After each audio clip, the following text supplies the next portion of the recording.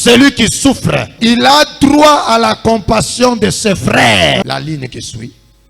Même si il abandonnerait la crainte du tout-puissant. Autrement dit, même si il a péché. Si c'est ton frère, il a droit que tu y aies pitié de lui. Chez nous les chrétiens, quand quelqu'un a péché, nous le clouons. Lorsque les situations de notre frère le pasteur Kalambay avait fait rage avec l'affaire de Vaseline, qui critiquait trop Kalambay? Vous avez vu un seul musulman critiquer Kalambay? Un musulman. En tout cas, je ne l'ai pas vu. Kalambay avait pour le bourreau que le critiquait qui? Ses frères chrétiens. Ses frères. C'est ce que le diable veut. Pour se séparer. Pour vous diviser. Celui qui souffre, même s'il a abandonné la crainte de Dieu, même s'il a péché, il a droit d'être soutenu par nous, ses frères. Les chrétiens sont les gens qui enterrent leurs héros vivants. Par le canal de cette sœur, notre royaume peut bénéficier. Mais quand la même sœur là a commis la seule faute, nous l'enterrons. Mais vous savez quand la sœur la chante, vous savez comment la gloire de Dieu descend. Vous avez seulement appris que la sœur là, il sort avec un mari d'autrui. Toutes les mamans, faites attention avec nos maris. Attention avec nos maris. Cette sœur là ne peut plus entrer dans nos voitures. Et surtout quand nous-mêmes ne sommes pas là. Mais peut-être que c'est une faiblesse que la sœur a manifestée, maman. Ne l'enterrons pas vivante. Le christianisme, la religion qui enterre leurs héros. Les héros, les gens qui pouvaient travailler pour le royaume, ils sont enterrés par les propres frères. Ils ne se supportent pas. Si un frère est dans la souffrance, portons cette souffrance ensemble. Nous ne devons pas nous réjouir de la souffrance d'une sœur, d'un frère. Est-ce que je parle à quelqu'un? Qu'il n'y ait pas de dispute entre toi et moi, Raymond. Nous sommes des frères. Là où nous ne sommes pas d'accord, supportons-nous. Nous ne devons pas voir que non, Jean-Luc là, moi je ne lui parle pas.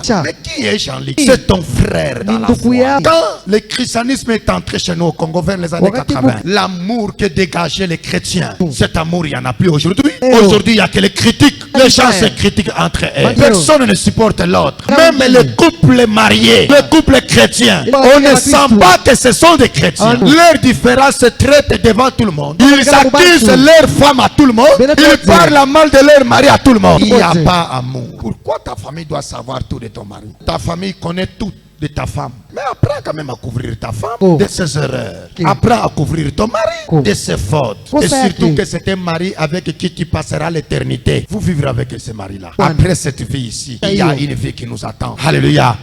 Soyons dégageons l'odeur de la connaissance de Dieu. Dans ces quartiers, on ne doit pas avoir un frère de la joie de l'éternel qui part porter plainte contre son frère. La Bible dit dans 1 Corinthiens chapitre 6, n'est-ce pas une honte parmi vous si vous, il y a des procès entre vous et vos frères? Quand il y a problème, quand quelqu'un dit je pars t'accuser au bureau chez papa, les gens disent que seulement accusé. C'est dans la Bible. Allez lire 1 Corinthiens chapitre 6. Commencez du verset 1er au verset 7e. Paul dit, est-ce qu'à l'église il n'y a pas la sagesse, il n'y a pas les hommes sages qui puissent régler votre affaire entre vous? Ça veut dire, quand vous êtes indifférent avec ton mari, amène ça à l'église pour qu'on vous donne conseil. C'est ce que Paul dit. 1 Corinthiens 6. Et quand la femme vient t'accuser, il ne faut pas l'haïr. Allah, comment m'a accusé? Toi tu m'as accusé chez le pasteur. Tu verras ce que je te ferai. Non mais on t'a accusé pour qu'on te donne conseil. Est-ce qu'on t'a accusé pour que tu te sépares d'avec ta femme? Qu'il n'y ait pas de dispute entre toi et moi. Au groupe d'adoration,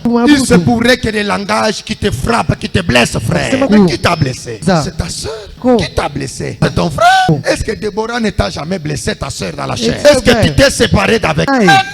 Et pourquoi seulement à l'église quand quelqu'un te blesse, je ne le saluerai plus jamais? Il n'y ait pas de dispute entre toi et moi, car nous sommes frères. Nous sommes frères.